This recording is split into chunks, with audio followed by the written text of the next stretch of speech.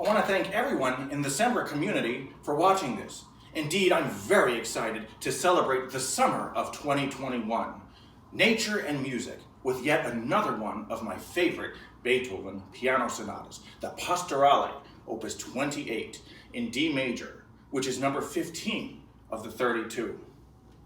Like the opus 31-3 we explored last year, this is not the severe Beethoven one might expect, but rather he seems to have been in a very good mood when he wrote both of these, and yet they're so different. With the opus 31-3, Beethoven seems to evoke a great deal of charm and humor. Here, he is indeed serious from the very first note. So here's what I think it is. Beethoven's Pastorale is a glorious four-movement work emanating the mysteries and wonders of nature. And while much of the work has a gentle underpinning, it is full of life and vitality. Scholars have described the work as sublime, and Beethoven's genius is apparent from the very first note to the last.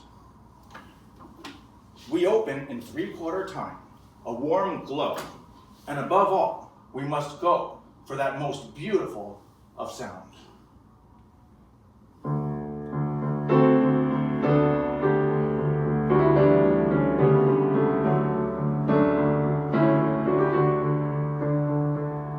And here's where these sonatas are so wonderful. They're like miniature symphonies. I could orchestrate this. Let's see, I imagine beautiful strings, and above them, perhaps a solo oboe or horn. But I also imagine one additional instrument, a very special instrument we have not talked about, and that is the timpani.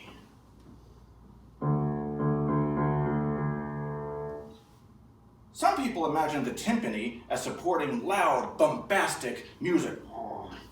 But here, it is gently interwoven into the lower register. And yet it is so necessary because it brings that gentle ring, that little bit of extra life and vitality. So let's imagine beautiful strings and timpani.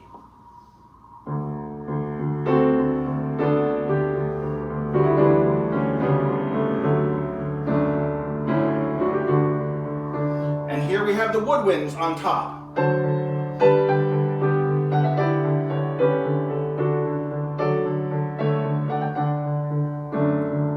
Back to the strings here. Notice the forzandos on the offbeats, but they're lyrical forzandos.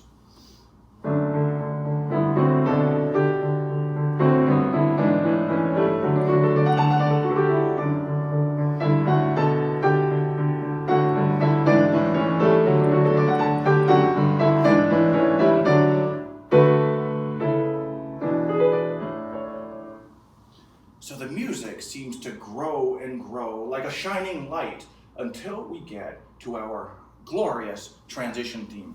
And here, Beethoven shows not only that he's a great pianist, but, like J.S. Bach, a master of counterpoint.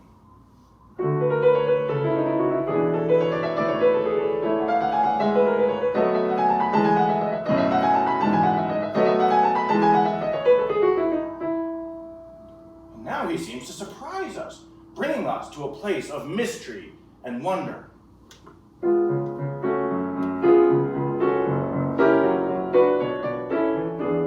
Notice the timpani is still in the lower register.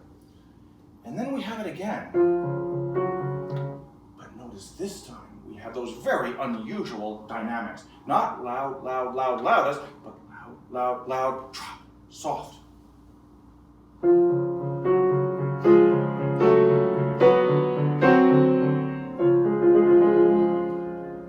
So now we were definitely in a place of mystery and wonder. It's a place of anticipation. Where is that beautiful second theme? About the second theme, it's like the most beautiful place in nature. It's like heaven. Not that I've been there, but it's a destination place, somewhere you want to be. But he delays it with this sense of anticipation. Let's see how he gets there.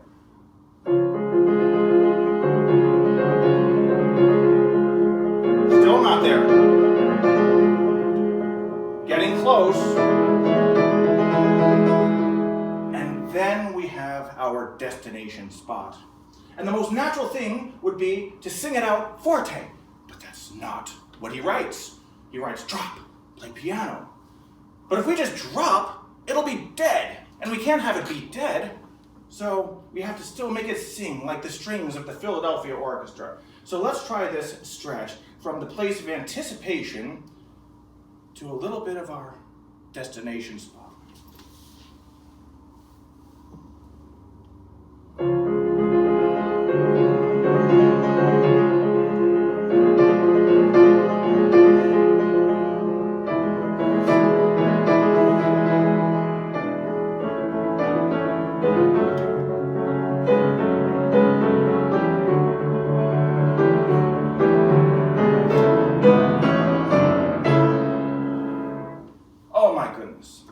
I think only Beethoven could have manifested such a creation.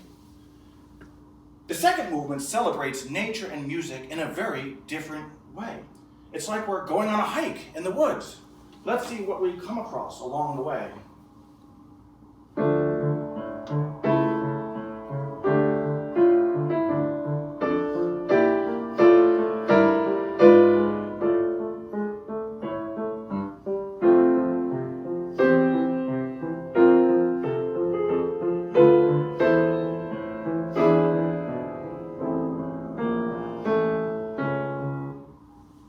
Notice the very sustained chords in the right hand and the pizzicato strings in the left hand. That's like we're walking in the woods. And notice the first one of each four is a little longer than the others. And by now, we've probably come to expect Beethoven's very unusual dynamics.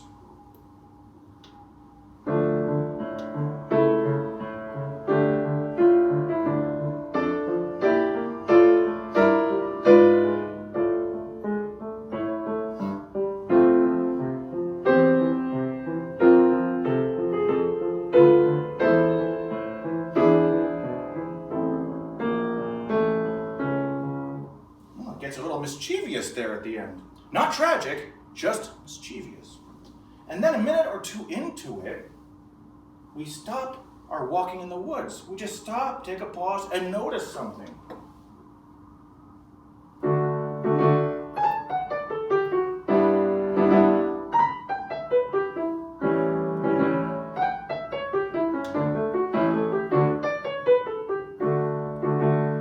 It's like opera.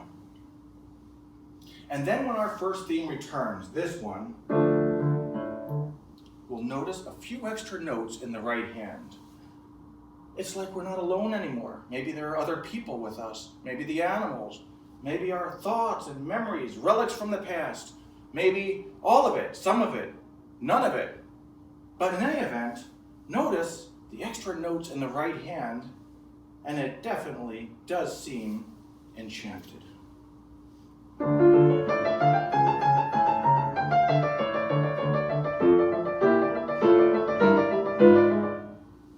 Wow, it is something. The third movement is full of surprise, and notice the chirping birds.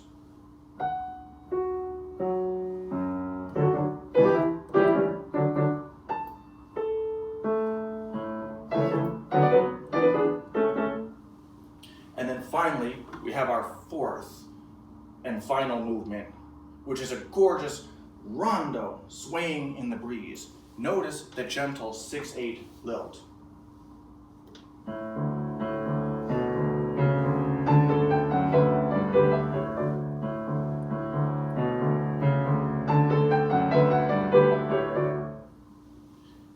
And when this theme returns, notice he puts a few extra notes in the middle.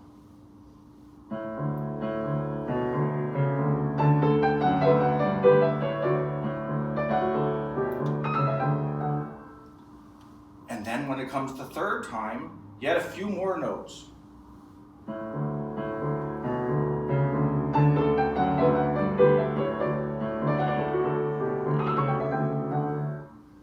And between these occurrences of the beautiful theme, the music actually gets quite turbulent, and we even see some of the power and violence of nature. And at the very end of this work, Beethoven has a little surprise for us. Here's how I can say it.